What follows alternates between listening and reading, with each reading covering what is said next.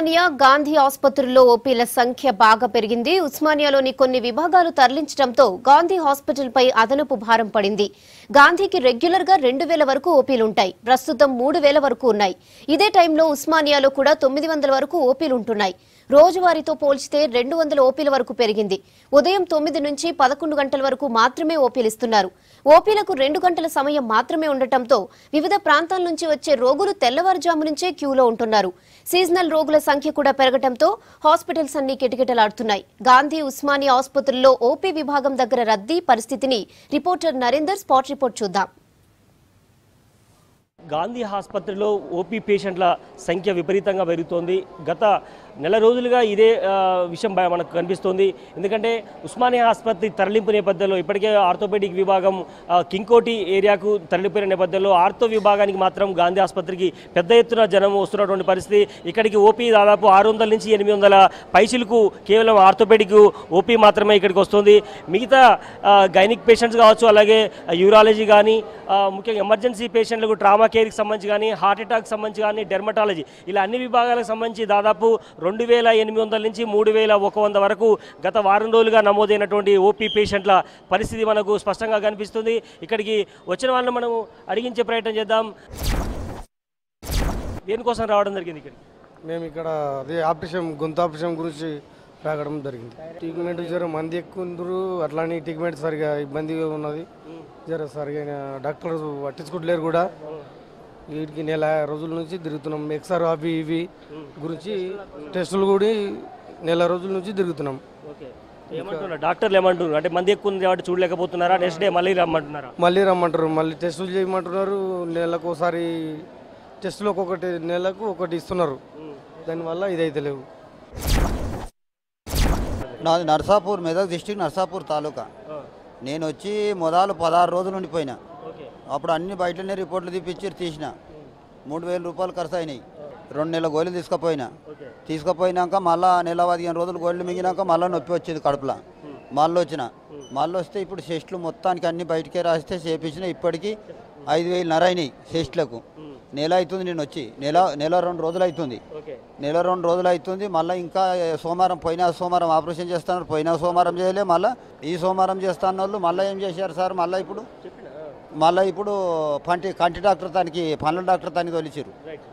అయితే ఇట్లనే జరుపుతారు, ఇట్లా ఇబ్బంది పెడుతున్నారు. అంటే ఎవరి కదిలించినా కూడా ఇదే సమస్య కనిపిస్తుంది. గాంధీ హాస్పిటల్లో దాదాపు 27 వార్డులు ఉన్నట్టయితే దాదాపు 3000 మంది దాకా ఓపీ వస్తున్నటువంటి పరిస్థితి. ఒక పక్క పోలీసులు కూడా, అలాగే సెక్యూరిటీ సిబ్బంది కూడా ఆసుపత్రిలోకి రానివ్వకుండా ఇబ్బంది పెడుతున్నటువంటి పరిస్థితి కనిపిస్తుంది. ఇక్కడ ఉన్నటువంటి సమస్యలు చాలా పెద్ద ఎత్తున ఉన్నాయి.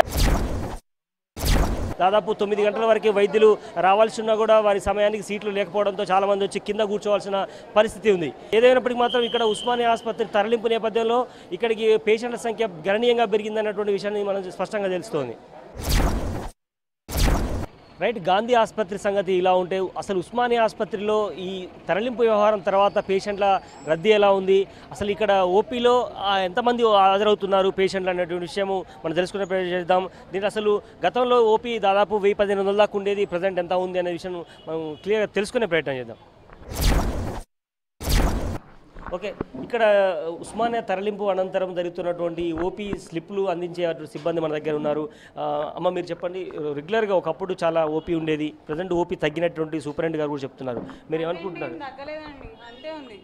అంటే ఓపీ ఏ విభాగాలు? ఆర్థోపెడిక్ వచ్చే విభాగాలు అయితే కొంత దగ్గర ఇట్లా ఆర్థోపెడిక్ పర్లేదు వస్తున్నారు. ఓపీకి అయితే రావడం అయితే రెగ్యులర్గా రోజు స్కోర్ 800 అబోవ్ ఉంటుంది. 800,000 దాటుతుంది. 1100 అబోవ్ ఎవ్రీ మండే 1100 దాటుతుంది న్యూ ఓపీ. ఇంకా ఓల్డ్ పేషెంట్స్ కూడా చూయించుకుంటారు.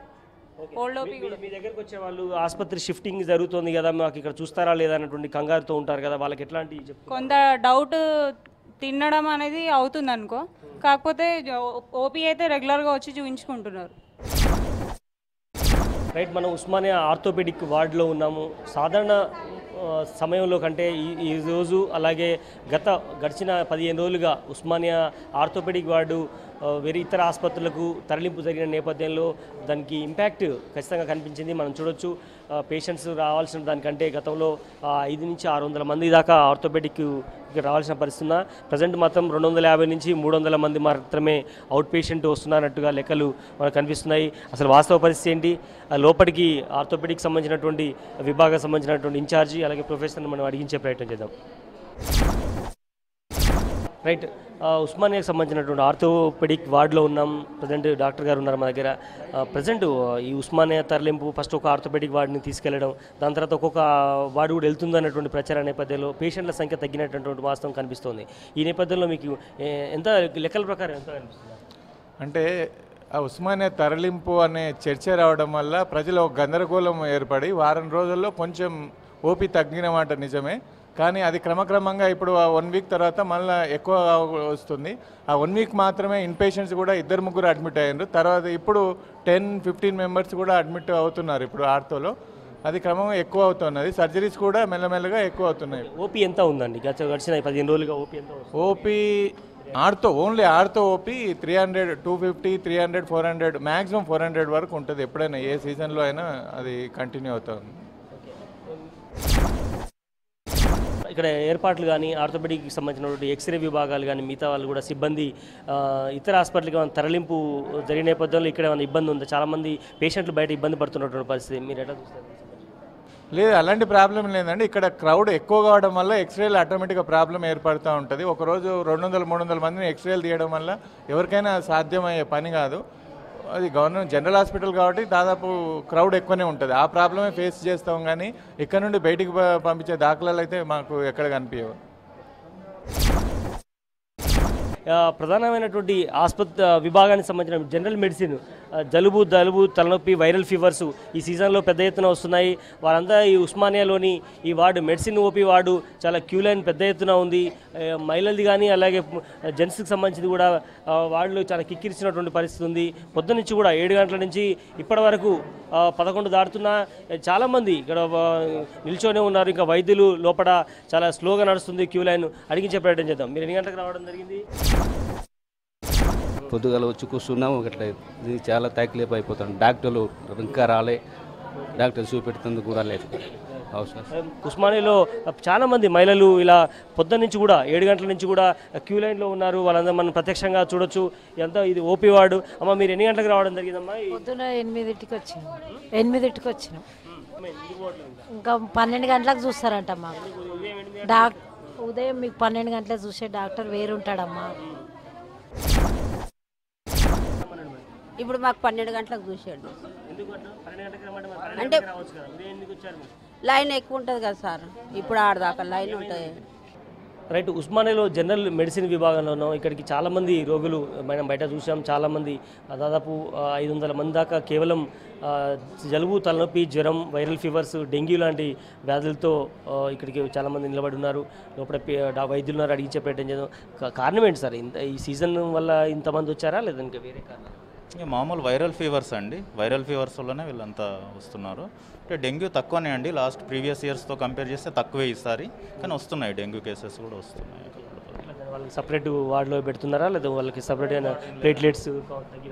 మెడికల్ వార్డే అండి. ఇండికేషన్స్ని బట్టి ప్లేట్లెట్ ట్రాన్స్ఫ్యూషన్ అది చేస్తుంటాము. సో బ్లీడింగ్ మేనిఫెస్టేషన్స్ ఉన్నా కూడా, ప్లేట్లెట్స్ కౌంట్ తక్కువగా ఉన్నప్పుడు కూడా అక్కడ ట్రాన్స్ఫ్యూషన్స్ చేస్తాం మేము ఏఎంసీలో. స్టాఫ్ తక్కువ ఉందండి. చాలామంది బయట వెయిట్ చేస్తున్నారు. వైద్యులు మాత్రం తక్కువ ఉన్నారు. కేవలం 2 మాత్రమే కనిపిస్తున్నారు. లేదు, స్టాఫ్ అడిక్వేట్ అండి. 9 to 12 adequate OP professors, assistant professors, post graduates, house surgeons అందరూ ఉన్నారు. వాళ్ళంతా వెయిట్ చేసే వాళ్ళు రివ్యూ ఓపీ కోసం. 12 to 1 రివ్యూ చూసే వైద్యులు ఎవరు అంటారు? వాళ్ళు వస్తారండి, కన్సర్న్ యూనిట్ వాళ్ళు. ఇప్పుడు ఈరోజు ఫ్రైడే కదండి, మేము 5th యూనిట్ ఈరోజు 9 to 12 చూసినాం. సేమ్ పేషెంట్స్కి ఇన్వెస్టిగేషన్స్ అవి రాస్తాము. వాళ్ళు ట్యూస్డే రోజు మళ్ళీ 12 to 1 చూస్తారు. వాళ్ళు స్పెషల్గా రిజిస్ట్రేషన్ చేయించుకోవాల్సిన పని ఉండదు, డైరెక్ట్ ఇక్కడికి వచ్చి. వాళ్ళందరినీ 12 గంటలకి రమ్మన్నారా లేదా మార్నింగ్ 8 o'clock నుంచి చాలామంది ఉన్నామంటున్నారు? కొంతమంది తెలియక వస్తారు. సో వాళ్ళని 12 o'clock దాకా వెయిట్ చేయాల్సిందే. మేము ఆల్రెడీ ముందు చూసిన వాళ్ళు చూస్తే వాళ్ళకి ఈజీగా ఉంటుంది.